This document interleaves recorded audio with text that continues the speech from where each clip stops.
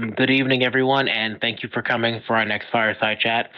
This is our monthly series where we interview and interview guests. Today's guest is Supa, who is going to talk about his experiences in game production. So, Supa, if you want to give like a quick introduction for yourself and like who you are and what you do. Right. Yeah. Everybody usually knows me as Super. I am SupaProducer. Super for short. Um, I've been around the producing uh, genre, if you want to call it that, for a while now. I started in music, went into film, and then worked my way into games. So uh, professionally, I guess AAA studio. I've been here like a year and a half, but I worked on some indie projects. Did a lot of videos, commercials, did stuff with celebrities. Um, with video, what else I do? I did some indie movies. I did a lot of shit. You have to ask me. But yeah, I produce a lot of shit. So, and I got the nickname Super because when I was doing a lot of like music videos, a few people would hit me up a couple of times. Like, so in the morning, I'll be in one place. I'll be like in North Carolina. And then next thing you know, like later that night, I'll be like in Georgia, or I'll be like down in Florida, and then it's like you never know where the fuck I'm at, and I'm driving, so No. I put a lot of miles in my car, and you know, cruise control at 100 was my friend, so that's why I got a lot of places pretty fast. So they used to call me Superman producer, and they shortened it up. So that's how that came about. But yeah, I do art. Originally, I went to school for 3D animation. Um, but I like doing modeling. That rigging life and animation life is not me. So, like I said, congratulations, because that motherfucker right there, whoo, shit. I just like the idea that you graduated with this degree and you're just like, well, I made it, but like, I'm not trying to make more of this. Well, I graduated and then, well, I didn't graduate. I got hit by a car. Oh I had a shit. car accident. I was in a car, so I got hit. So, I was fucked up over oxys, so I had to drop out. Then I went back after a couple of years. I want to do game design because I'm like, oh shit, I can make my own game. I know how to model stuff. I thought I could make my own game because I did web design and shit. So I thought I was badass because I knew HTML and PHP, but it Yeah. don't work like that, in Unity. So I learned the hard way. So I was like, you know what, let me go to school for this. And they was like, hey, you got like 4 months to get your degree. You should get that shit. I was like, all right.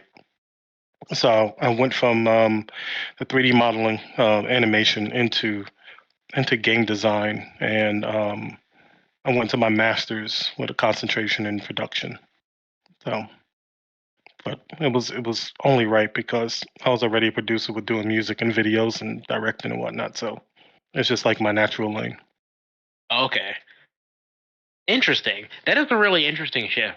So it's like you were doing you had your training, like your school training was in like art, but then you were just kind of doing production just on your own. You just kind of found those jobs.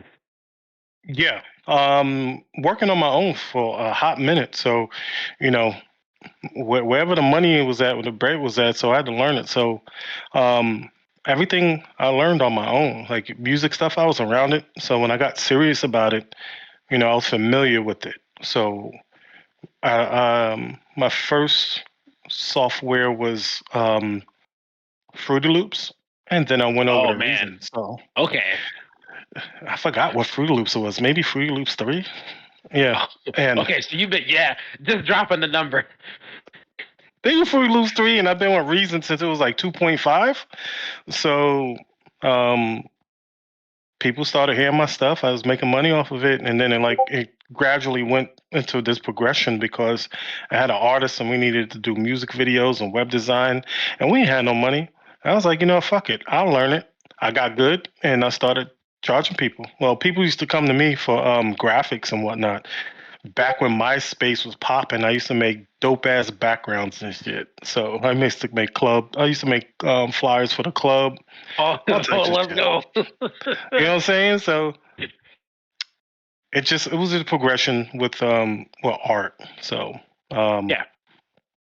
but I have that creative side, and I have that serious. Let's go ahead and get this paperwork, dress right, dress shit down.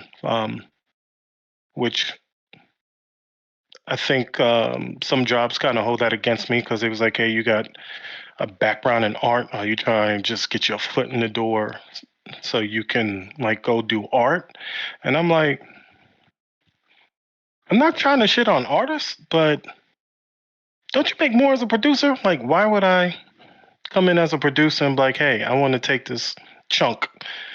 And I told every job I interview for, and I tell everybody, like, I always keep it 100. And I'm like, yo, I'm in debt with my school. I got all this equipment and software. I said, y'all can't tell me what the fuck to do on the weekend. So if I want to make a game, I want to model some shit and freelance, that's what I'm gonna do. So don't worry about what I do on my personal time as far as art wise. Just judge me for my work while I'm here.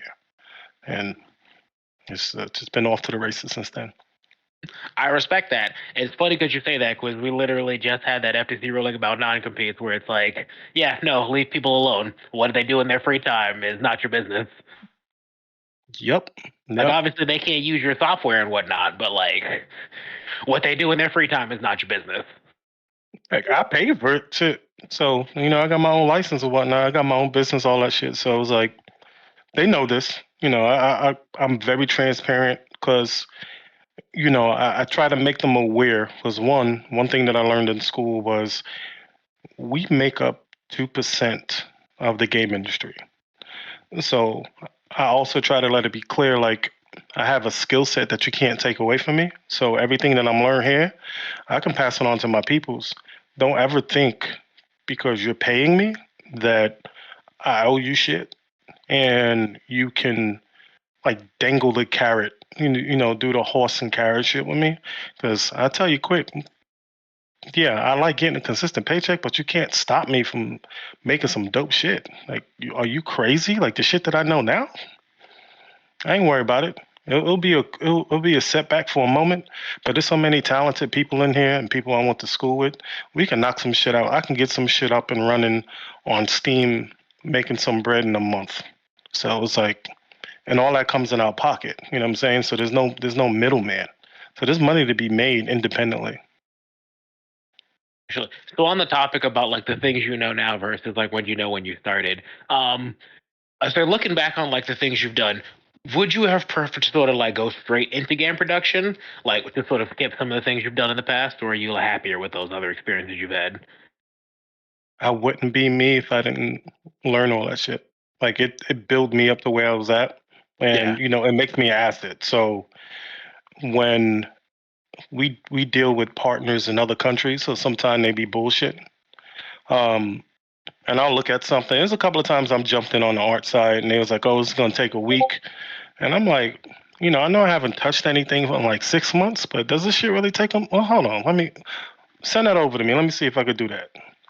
And it took me like 30 minutes. So like I put time back on the clock and got the game back on schedule from the few little things that I did. And if it wasn't for knowing art, then we would have been at their mercy. And that's why I said I appreciate all the bullshit I went through to get me here because if it didn't, I wouldn't be where I am now. I wouldn't be who I am now. No, I appreciate that. So I guess this is kind of a thing you've already answered, but I say like aside from the art, are there other like technical skills that you learn? Like how much of you say like the music production stuff have you really used on the job? Um, I use it in a different sense. So I learned about Fmod, which is a middleware, audio Ah, middleware. yep, I knew about Wise, but I didn't know right. about Fmod. So an engineer came to me, and they know I do music because I was on the low. Like I be trying to push my music into the projects that we be doing, but it's I guess it's too black. It's too hard. Them 808s hit too hard. Um, so he was asking me the difference between wet and dry and percentages and shit, and I'm like, what the fuck are you talking about? So he came over with his computer and laptop and whatnot, and I was like, oh, okay, I know what this is. And being able to download Fmod, and I'm like, yo, I know how to do this shit. So um, that was the last thing that I used. Have I done anything else with my art yet lately? Yeah, this was like 2, 3 weeks ago. So yeah, it's the first time that I've used my knowledge for music, engineering and whatnot, on a project with a dev that came to me. So um, all the little aspects of stuff that I've done, um, that I do, I have used at work. So it's kind of like they don't want me to do it until they don't want me to do it when I ask if I can do it. So when their back is against the wall and that against the wall and that timeline is getting a little tight, and something's gonna get missed in a milestone, it's like, hey, how long does it take you to do this? And I'm like, probably like 15, 20 minutes. And it's like, okay, go ahead and do it. And I'm like, you know what? I full of shit. I could have did this a long time ago. Um, I was but like, it's yeah, cool. I can hear the producer in you. That's just like, man, imagine what this timeline had looked like if I had done this last month when I asked, and and not like Friday at like 7 p.m.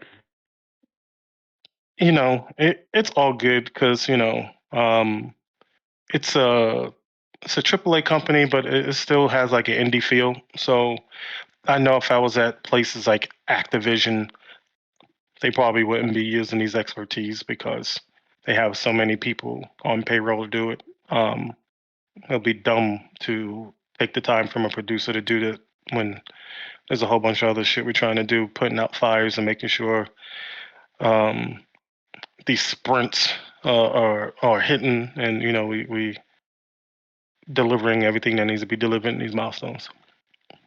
So I like that part, that aspect of it. So you think you actually prefer like the size of the company right now because it actually lets you like make use of all those talents? I do. I like that, Okay. because it also shows value, right? Because it's like they can never question why I'm there. So there's no other producer there that can do what I do. Right. About how big is your company? I'm just curious. About 100. Okay. Oh yeah, yeah, that's solidly mid-sized. So there is some specialization, but like there's still room to like spread your wings when it's like, no, like let me like stick my hands into this pie and that pie.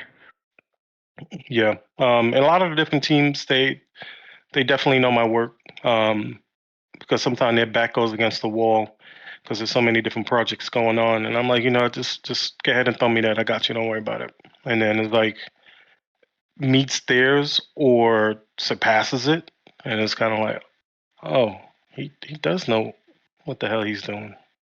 I'm like, damn. Some of that is like, are you saying that because I'm black, or like, why would you question me? Because Yeah. I'm sure you I won't understand question that anybody frustration of else. like, how many times am I gonna have to show you that I know what I'm doing before you just trust me that I know what I'm doing? Like, how many Yeah, times am I gonna teach you this lesson, old man? I gotta teach them a lot. I don't know, but hey, I could be, and I always remind them. You know, Nothing against mental health, but I think a lot of people use that as a crutch sometime. And I'm like, oh, I'm stressed. And I'm like, what the fuck are you stressed for? Like, you sitting here, you playing the game. Are you like picking up a box? Are you straining your back? Like, you come in here, you go get snacks, you sit there, you're doing some paperwork. You're not in meetings like I'm in meetings, so please explain to me like what are you stressed for? Because like this is not stressful. Like, everybody handles stress differently, but I'm like, think back to a job where you wasn't here, and then think now and compare the two stresses. Like, this is aggravating. It's not stressful. So I usually change their perspective when they're running around like chickens with no head talking about their stress and there's a bunch of fires, and I'm like, but you're not lifting up a box. You're not working at McDonald's. You're not in fast food or restaurant. You're not cleaning up nobody's shit. So just think about that before you start complaining, because there's so many people that I know that would love to be in your spot.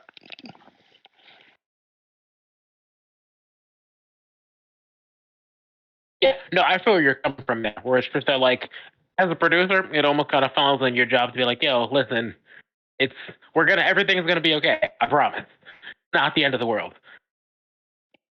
Like, well, like, yeah, this is annoying. This is a problem, but we'll figure this out. Like, it's not the Nah, first problem there's we've had. actually, I'm not saying there's no excuses in work. What I'm trying to say is that it's kind of like the Me Too movement and Black Life Matters, right? It just came so super sensitive that if you somebody looks at a female, it's like, oh, why are you looking at her? Because she's fucking hot. Or companies overly apologize because they want to be on the same side and want black votes or they want black money. You know what I'm saying? Um, People just use certain things to their advantage, and that's what I'm just saying. Like since the thing of having mental whatever, um, some people use it to their advantage when they shouldn't. Like this is it's not some shit you should play with because there's people out there who really just can't handle certain situations, and people use it to play or take a break or um, not want to work. So that's what I'm trying to say. That there's reasons, but some people just use that as a crutch and they shouldn't. Um, Obviously, like, because I don't work at your job and I don't see like what your coworkers are doing, it's kind of difficult for me to like speak on what they're doing or whether it's like legitimate or illegitimate.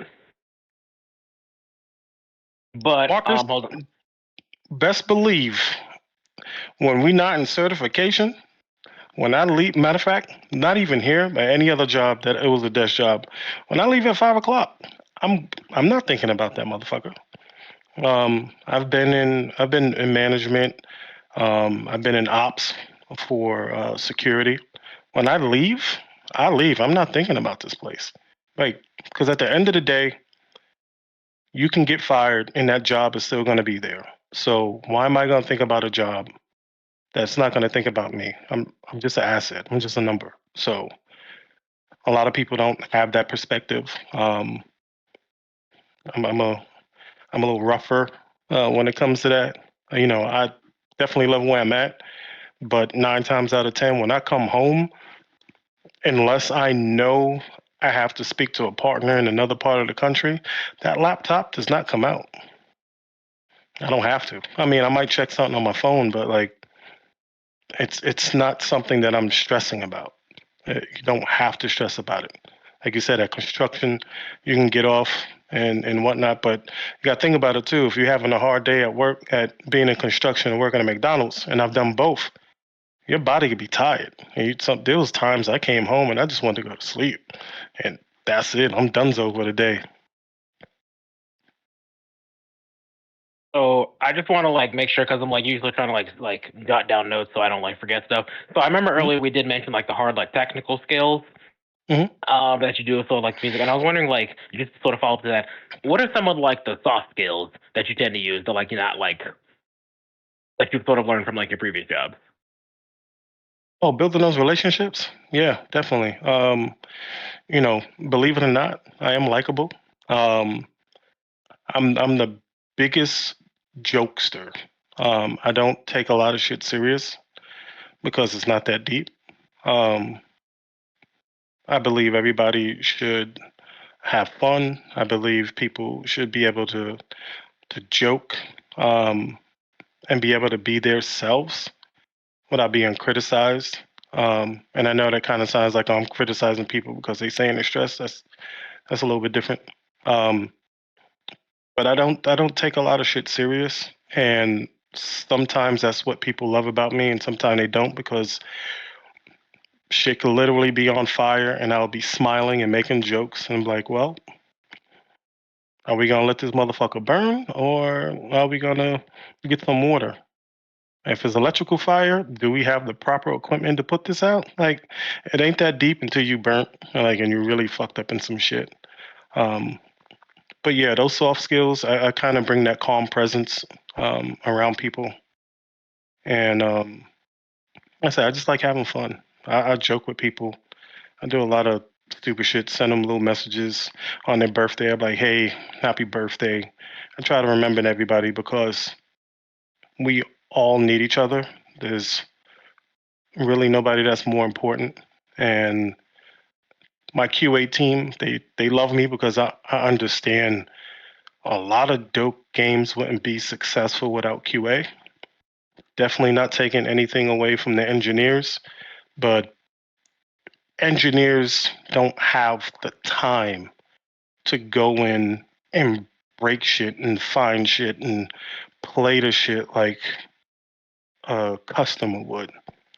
They're like trying to get shit done and make the game come out, and the QA is just as important because they solidify their work and they make them better. So there's a constant balance of making each other better and better.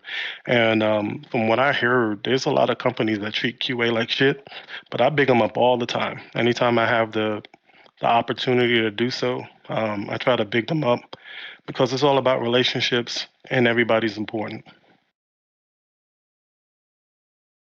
Ooh, actually, that's a good question. Johnny asked, like from your perspective, what do you think is the most important part in structuring game development process? On what level? You talking about indie? You talking about AAA? Because to me, knowing everybody's capabilities is the biggest stepping stone, right? Because I know I'm not good at doing animation. I can do it. It might take me 3 months to do some shit where, Matia might take him like 2 days. So you just got to know the strengths and weaknesses of the people that you're doing this with and just build around that. Um, and then it's also like your timeline. What kind of timeline do you want to put this out? You know, is it going to be something super complex? So I would say build around your team and like know what you want to do to those capabilities of your team, and then just like take it from there.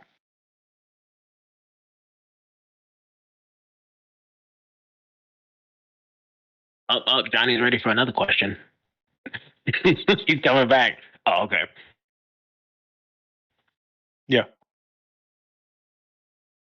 Yeah, it's interesting that that feels. I don't want to say it's. Let me think about that. I wouldn't say that it doesn't matter at larger companies. I think it's just how you need the situation about how you know your team and what their capabilities like how you approach that changes because of the fact that you're dealing with like the scale just changes that math and how you approach that.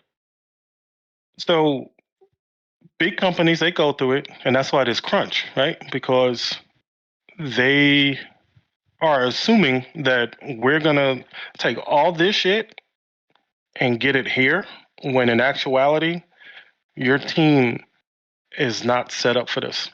You know what I'm saying? So it's like if your team is a bunch of juniors and like they're new to the code, never seen the code before, or it's something new, they're not going to be as proficient as those seniors. So again, it's like knowing your team. So and then and that's a whole other damn episode of what the fuck is going on in this game industry, because it's like some companies are more worried about getting games out at a certain quarter, and it doesn't matter if your team is crunching for 18 hours for 6 7 months, as long as that game comes out. And then what do you know, the game comes out and you wind up firing 5% of staff. So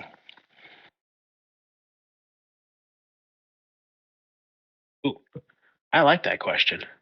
How do you think someone becomes a better teammate? um being able to trust the person. Um, so if I came to you and asked you for something and you're like, hey, I can get this done in 2 days, and you get it to me in 2 days, say, okay, yeah, homie, every time he gives me an estimate, he's on point. Um, and granted, everything's not going to be 100%, but it's like, okay, you're not super far off.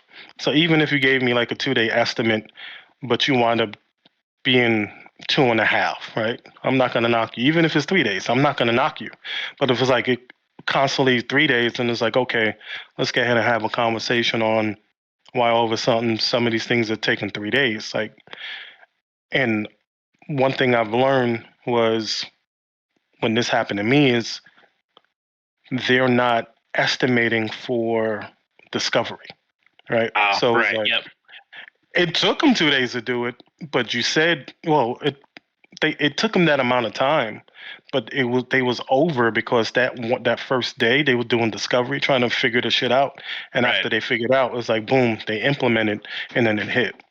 Yeah. So, Yeah. um, They estimated for like the raw development time. They forgot about discovery. They forgot about code review. They forgot about getting pulled into some random other like task. hmm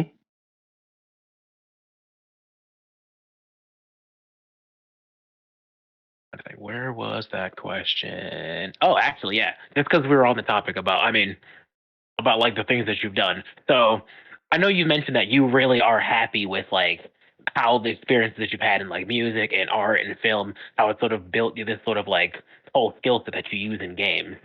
Do you think there's value in people who like let's say want to be also want to be a producer, spending some time in some other industry or in some other discipline before coming to be a producer? Like, do you think they're better off doing that? it depends on the company. If knowing something never hurts, so it's always good to know. If you have experience somewhere else, because when you're a part of certain conversations, you can add input. And there's a lot of times, like I've opened the eyes of some of these senior engineers where I'm at now. So we're having a conversation and they're having problems with stuff. And I'm like, yo, have you tried this? Because, you know, granted, Unreal and Unity, doing stuff in C Sharp. I was like, well, if I did this in Unreal, this is how I would do this. And I'll talk to them and go through the steps. I'm like, damn, I didn't even think about that. So because I have that experience, I'm able to bring a different perspective to the table when talking to people. Um, I'm not an engineer, but it's having that experience. Aria, yeah, you hit that on the head. Definitely hold yourself accountable. Um, you want to hold yourself accountable at all times, and you never want to knock a teammate down. Um, one thing, I was working in food. I was a manager in food, and like some of these kids, they will come to work, and like you don't know anybody's struggle, like outside of work. And sometimes like, they come to work to get away and just not have to think about that. And you never want to add any more stress to somebody else's personal life. You know what I'm saying? Like I grew up in the projects. I'm from the streets, so I know what that's about. And this is why I can relate to so many different people on so many levels because I've been there living out the car type shit, you know. So I always try to treat people how I want to be treated, and I never expect that everything is always peachy when they leave wherever they're leaving. So I never want to be that person that like just broke the straw because I was like, man, you suck. And the next thing you know, Johnny's not at work anymore because He's just he sick of OD'd. it. Yeah. I mean, Nah, because you've been there. You've been through shit, and you've had them days where you were just like, "Yo, I can't take it. Like, I need to just be left alone." So, like, even though that's not what you're dealing with now, you don't want to. You don't know what people are going through. You don't want to be that person to just push somebody over the edge. yep, yep. Is there any skill you're looking forward to improving on, bro? I would love to learn C sharp and C++.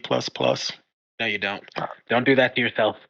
Listen, memory Well, management. You don't want these. You don't want these problems. so I've learned a lot from the engineers because I was like, I know Tabit, like I can go through and I understand, and they were, and there was a lot of stuff that they would start talking about, like heaps and garbage collection, and they was like, oh yeah, you don't have to worry about garbage collection when you're doing C sharp. I'm like, what the hell is that? And I was like, oh, See, come on here. He's like, I have opinions. I, I'm about that life. I want that C++ life.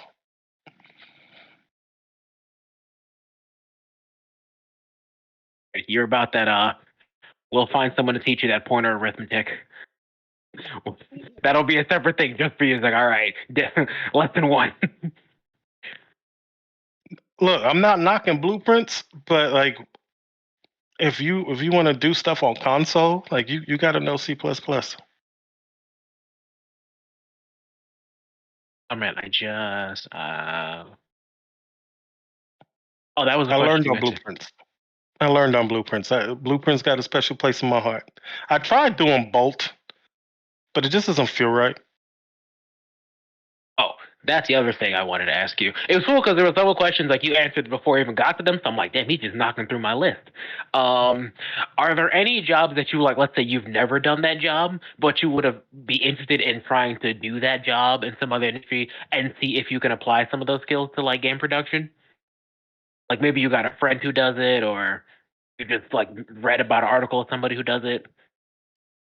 Um, so I was super interested, and it all stems back to game design. But I wanted to do business intelligence.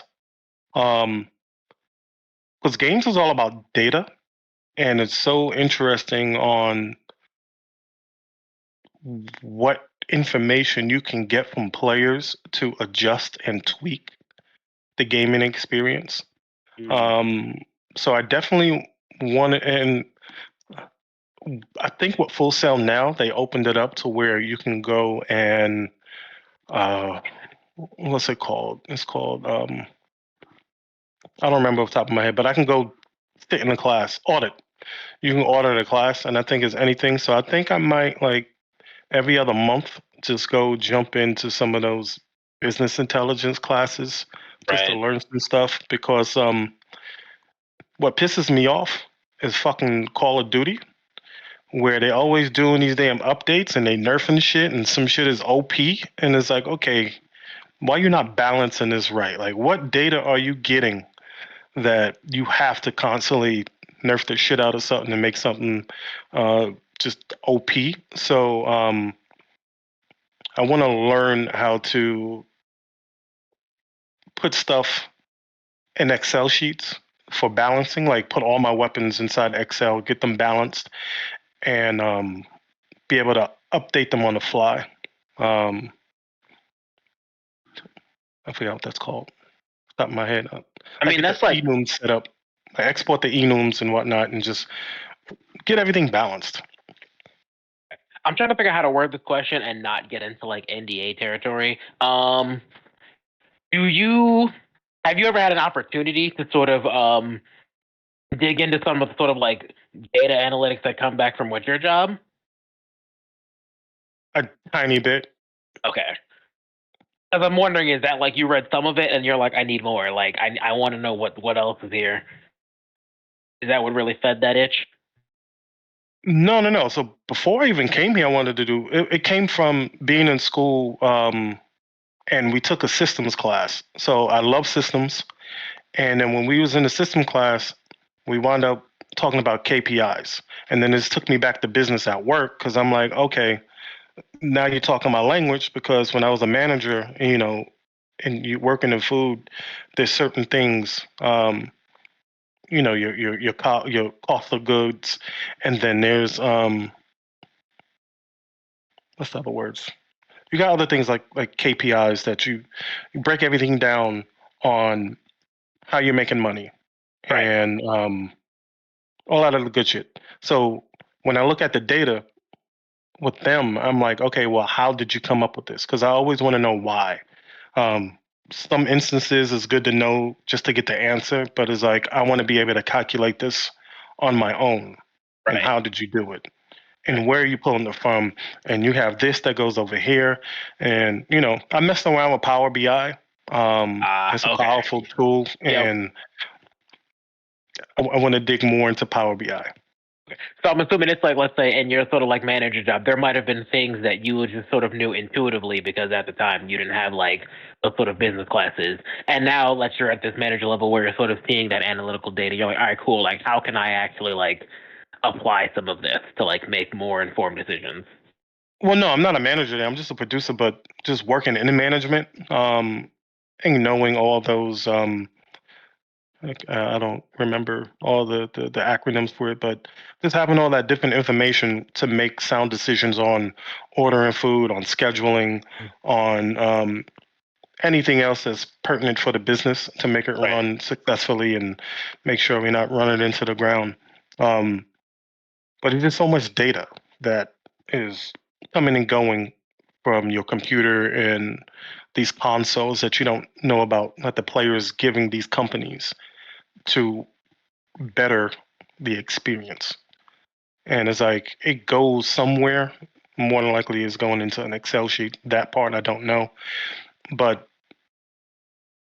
I want to know how to do that, so that way when it's time for me to make my games, I can get ahead and make sure things are balanced properly and not have to Just do the upload guesswork. a 200 gig file for Right. one You one don't thing. want you don't want the guesswork of coming with making changes and hoping it works. You want to learn Yeah. how to actually do the analytics to be like, all right, cool. Like, how does this actually like feel good the first time, Yep. Yep. or maybe the second, but not the 30th. You're not trying to get that far. It depends. Who the hell knows? But information is endless. I mean, you can get stats and information about anything you want. Like how many times did the person jump, and then try to figure out if you want them to jump that many times in a second. I mean, it's endless on the experience you could do for the game, and how certain little changes like that can change the game. I hate shotguns in Call of Duty. I just hate them. I fucking die all the time.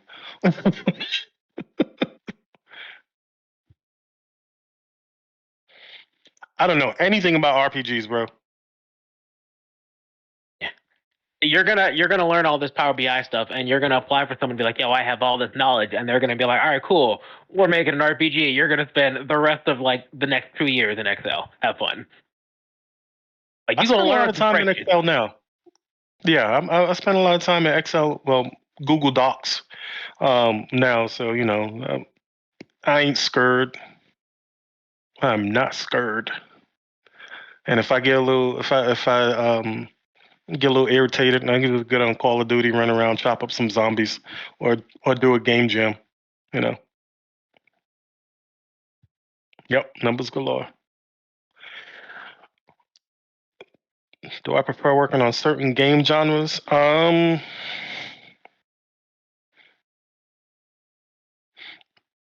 don't want to work on an RPG. I don't play them a lot. Them shits is long and drawn out, and then when you got to think about localization, and you have to there's so much damn talking in those games and voiceovers, and then you got to get them things localized and do all them sheets, all them You get to Excel change sheets. animations for localization. No, we don't change the animations for localization. I mean, sorry, that's the thing that has happened sometimes. Like I was reading about some RPGs where, like, let's say, like, for instance, there was a form of greeting, to these two characters where, like, yo, like, this doesn't really make sense in US, so they like change the animation, and that's just another layer of like, yo, there's a lot.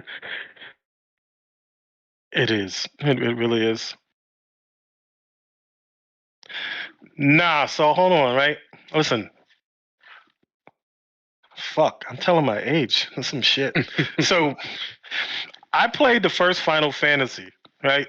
Back when they was lined up, and they'll come around and they'll step up and be like, bang bang. I played that joint, and then I think the last one I played was Final Fantasy VII, and it was dope as fuck. But That's when all I had to do was worry about school. I was playing football. I ain't had shit to worry about. Now I just want to stab zombies in the throat. Like I'll play. I love VR, and I haven't done it in a while. I need to get back and play some VR. But um, a good 15, 20 minutes is good for me, and then I can get back to doing what I'm doing. Um, when I finally got my PlayStation last year, my PlayStation 5, it came with God of War. So I was like, you know what? Let me get ahead and play this because I kept losing, kept misplacing the sheet that had the code. So one minute it was by the console, then it was in the kitchen, it was on the floor somewhere. So let me get ahead and input this code before I lose the chip. And then I was like, all right, I'm gonna play for 10 minutes. 45 minutes later, I was like, oh hell no. I put that shit down. I was like, you ain't getting me. Nope. Because I know I'm gonna sit there for like the whole night. And usually that's what I do with Resident Evil. I'll like start at 8 o'clock. I got the color lights, the Wi-Fi lights. I'll turn them red, make it nice and dark, and I just Oh. run through Resident Evil until like 5, 6 o'clock in the morning. And then you're like, oh, I have to be up in an hour. I've made a mistake. No, it's only on the weekend. I don't do Oh, that shit during the okay. week. Oh no. Mm-mm. And on Sunday, you're like, I've made a mistake. It's going to be a rough Monday. I work from home, so you know. I work from home on Mondays and Fridays, so you know I can get ahead and turn the camera off. And then nobody can see that you're like, how sleep deprived you are from the Sunday Resident Evil run. Nope, they won't know. Exactly. I'm having technical difficulties over here. Yeah. It's crazy how every Monday his camera just has problems. You know, gotta get that fixed. Let me get you a new laptop. No, I'm good. Don't worry about it. Let me update my drivers. I will definitely say I've gone through all the questions I had. If anyone else has questions, it is completely free. Open the floor now. Can you make everybody live to talk? Well, we can definitely do that in like the chat and chill. It's easy to do that. I think. I mean, I've never tried just adding everyone to the audience section of the Fireside chat. Okay. I'm not sure if that like will complain. But if we're done, we So can definitely. Sorry, you go first. yeah, I was gonna say, do y'all want to get ahead and jump in the chat and chill and ask questions? Cause That's usually you what know. we do at the end of these. That's what I was just about to say. If Okay. everyone's done with questions, like we just open the floor, we wrap it up, and then we head on to chat and chill, and people can just hang out. Okay. All right. Yeah, we can go So ahead and jump in chat and chill. So thank you for having me. I appreciate it. yeah, I I was just know I gonna. was a little slow at first. Yeah, My I mean it bad. was weird because I also started like I started this like 10 minutes early, and we were just sitting around like silent for like 15 minutes. No, I'm talking about the whole process, like when you're sending me stuff, and because it's I keep all this separate. So if I don't get on this computer, I don't see my Discord and whatnot. Oh, it's fine. It got done. But yeah, thank you very much for attending, Supa, and also thank all of you for attending. This is for our latest Fireside Chat. As soon as we get this uploaded, we will make sure to obviously send you a link to it, Supa, and then also share it in the chat. Other than that, yeah, we can call it an evening. I know some few people will be heading to the chat and chill channel, and other than that, have a good evening. Thank you, everybody. See you in chat and chill.